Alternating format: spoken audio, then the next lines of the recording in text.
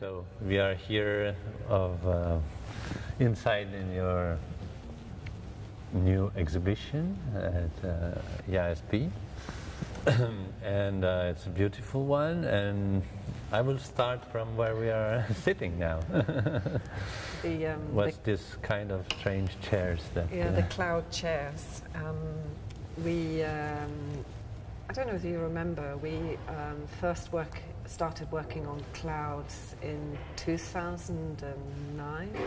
We visited the Zabeline community in Cairo, the Coptic Christian community, and we went to Mokattam, which is the recycling town of Cairo. 70,000 Zabeline live in Mokattam on huge mountains of garbage, and it was really, really shocking, really powerful place to be. And a lot of what they're recycling, of course, is the plastic bottles. And we saw these huge, ginormous bundles of plastic bottles that were being assembled together, and they were beginning to look like sculptures. So we were thinking about how we could continue our discussion about water, the one that we began in Venice in 2005. And continue this forward through using recycled bottles as a building block, a brick, to kind of make assemblages, more organic assemblages. So you put it together, the theme of the water and all the issues around the water, privatization, access to it. Yeah. I mean, the themes that you are working on since 2005, specifically related to water, but of course one of the themes that is at the core of your whole artistic work, related to something useful, and related also to the body, and to an architectural also dimension. So clouds, these chairs were first made for the exhibition in Versailles, so that was in 2011. So a couple of years ago we had the opportunity to realize an exhibition with the project Clouds, but the Clouds project was linked to a large workshop with architecture students. Right.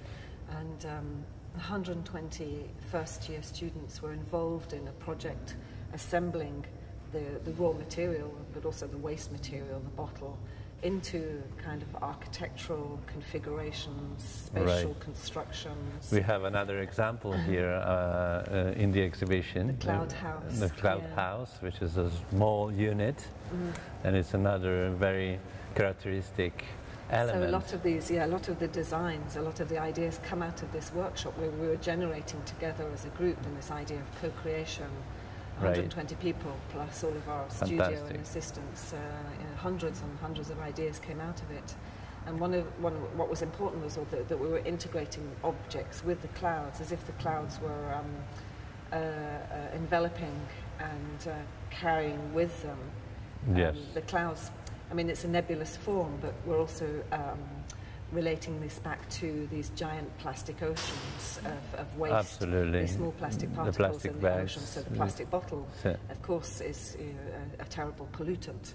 Yes. So if you think about these large oceans, they're collecting, they're accumulating waste. So in a sense, we're bringing objects into these nebulous shapes. Absolutely. Into these islands. And then the clouds is also related to water and how it brings. And the cloud itself is a thermodynamic machine for recycling water. Exactly, absolutely. We thought, well, they eventually became named clouds because of all these connotations, all of the meanings. It's a nebulous shape, it's a fantastic shape to sculpt. Absolutely. No, they are also very beautiful. And it's a different departure from us as well, because we, as you know, the earlier works have been quite kit-like, assembling and schematic. And this is much more organic. It's a modelling process which evolves instinctively and organically. So if you have an object like this chair, the cloud will grow from it. Or the ladder, the cloud is coming out of the ladder, or the ladder is piercing it, as if we're ascending up through the cloud. No, it's very interesting also, as you were saying before, that all these objects then are like devices, no, to make people involved in the process of the artistic experience, and with very important issues that you're bringing on the sensibility, or the public sensibility around it. Yes. Let's come back to this exhibition. I like very much the idea that again you had made a sort of reflection on your water theme, starting from the beginning, from the 2005 devices and the exhibition you did in Venice, yeah. where you presented this absolutely machines to transform the water of Venice in drinkable water. Yeah. So it's very, very symbolic, but also real. Yeah.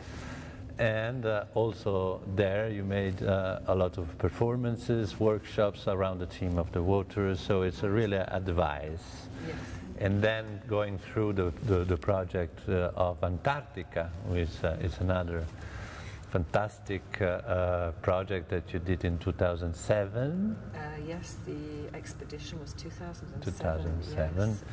Yeah. And related to climate change, but of course also to the theme of water, and to end with this new fabulous installation inspired by the Radeau de la Méduse. Yeah, the raft of Medusa. Very potent image of a slave ship capsized, and so the desperation.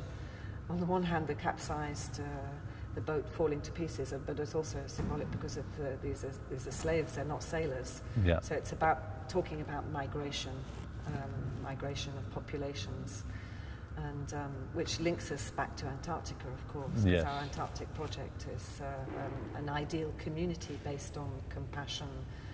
Sharing ideals, sharing of resources, communication, cooperation between peoples, between nations, and a peaceful nation that can welcome people fleeing from their homes, or for whatever reasons. Yeah. I noticed that the new element of what you're doing since ever.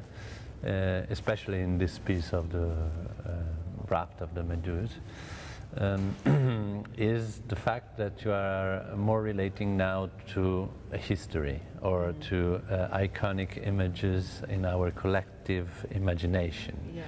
So which is part of our collective imagination, but on the side of maybe history of art or myth. Yeah. Or read as another fantastic sculpture that is part of this exhibition, which is outside, and we can see it from the inside. Yeah. Is the sculpture of Ubelka. Yeah, the spirits. The spirits. Yeah. Yes, a new departure for us as well, and perhaps a little bit more narrative in the sense of telling stories, like you say.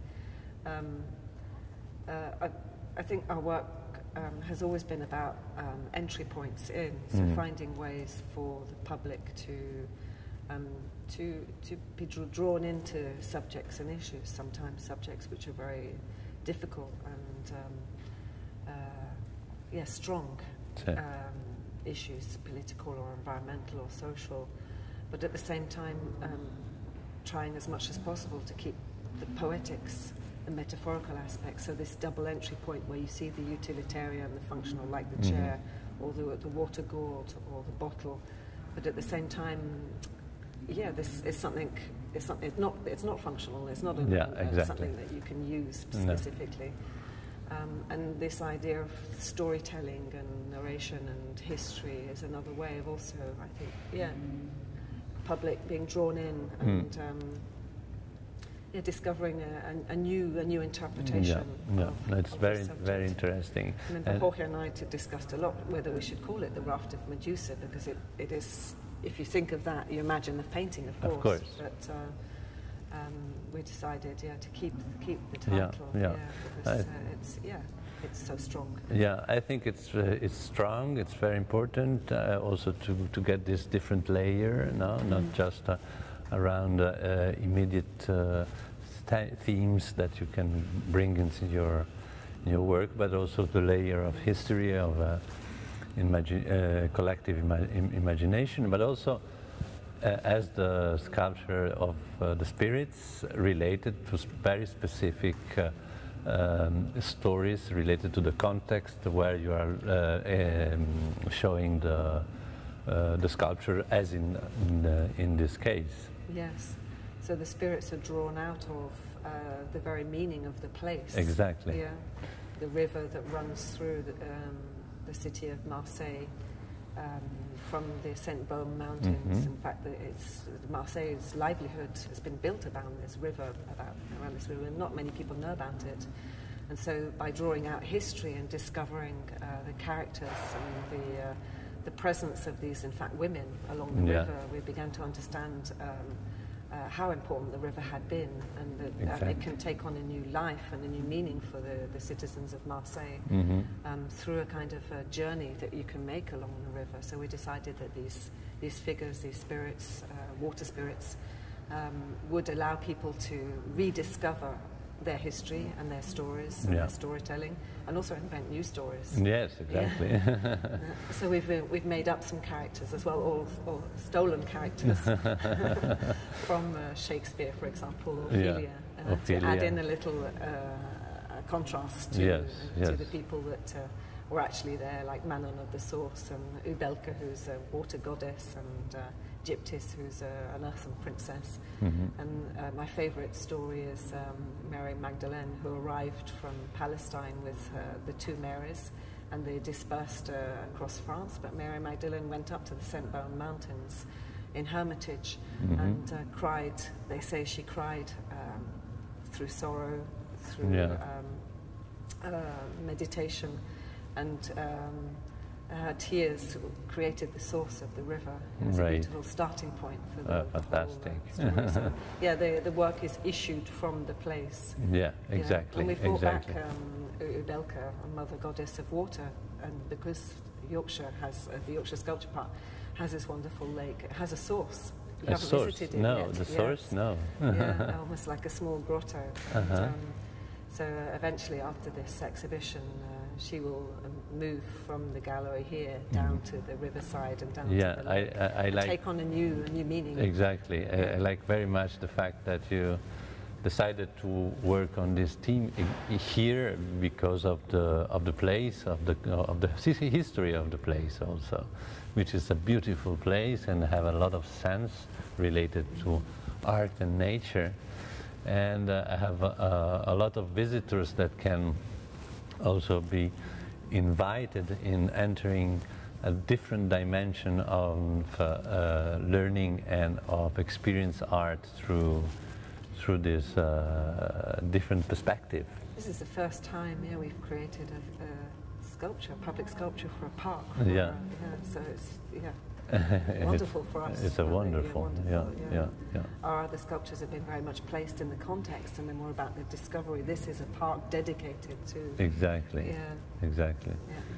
Yeah. And you were thinking also to make some performances for this exhibition? Yeah, we have the first performance is the Raft of the Medusa. And, in fact, we filmed a performance yesterday evening in the gallery, so that we can edit that into a projection later on, and we'll stage a smaller version for the general public for the inauguration. And the performance is taking elements of the installation and drawing out certain themes linked to survival and identity. Shipwrecked, but shipwrecked in a sense, a shipwreck of life. Naufrage, you mean? Naufrage, yes. In French it works really well. A naufragé is somebody that's fallen off the roadside in a sense, or fallen by the wayside, and you want to try and help this person. So the gestures, it's a very gestural performance, or about well, discarding one's identity, first of all. Collecting identities by putting on all of the shirts. Exactly. In fact, the raft is swimming in a sea of shirts. Exactly. A sea of identities, all of these individual people. Yes. And then those identities will be collected up, and you'll be wearing all the histories. Yes. And all of these different people on your backs, and then you'll discard them, and at some point there's quite a violent gesture of discarding that and getting rid of it, getting rid of your identity. Maybe some of your hurt, blessure, wounds. Yeah.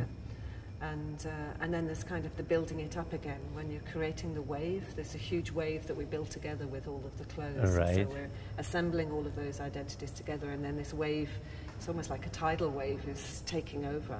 Right. But it's also in the sense that we're pushing it away, so you're pushing away again. So yeah, the double. Yeah, the double meaning. Yeah. Of these, yeah, and we have some objects. They're both sculpture and props, so they have a double role. And the very strange ones are the inflatable toys. You may not know, but they're actually inflatable beach toys. So we bought them in the seaside. And we use the same process as the clouds works, and they're paper mache. And then they're resin coated, so they've become really rigid. And we've integrated the clouds into them as well. And then, of course, life jackets, life ropes.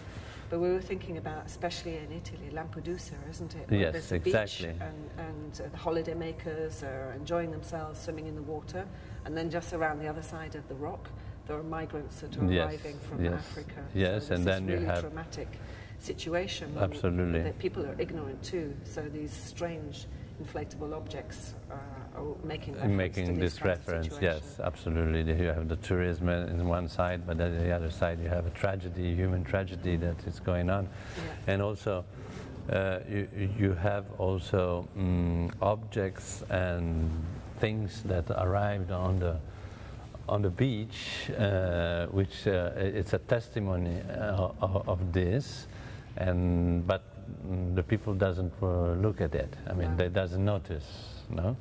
So in some way, if you don't, even when you see, you don't notice if you don't want to. Yeah, this is ignorance, like a blindfold. Yeah, it's a blindfold, and that's why your aesthetic experience and your work, it's very important on this perspective, because it's to gain sensibility, gain awareness about what it is through not a didactic or some way explanatory attitude, but with the aesthetic attitude, which is much more intense and much more important and direct, because you make also a physical experience of it. Right. It's not just an aesthetical experience. Yeah.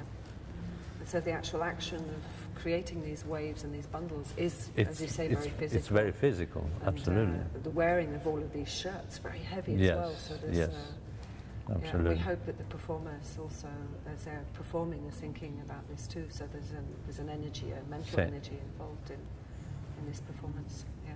Jorge was performing too. Yes. And he was reenacting a piece that he imagined or began in Argentina in 1973. Yes.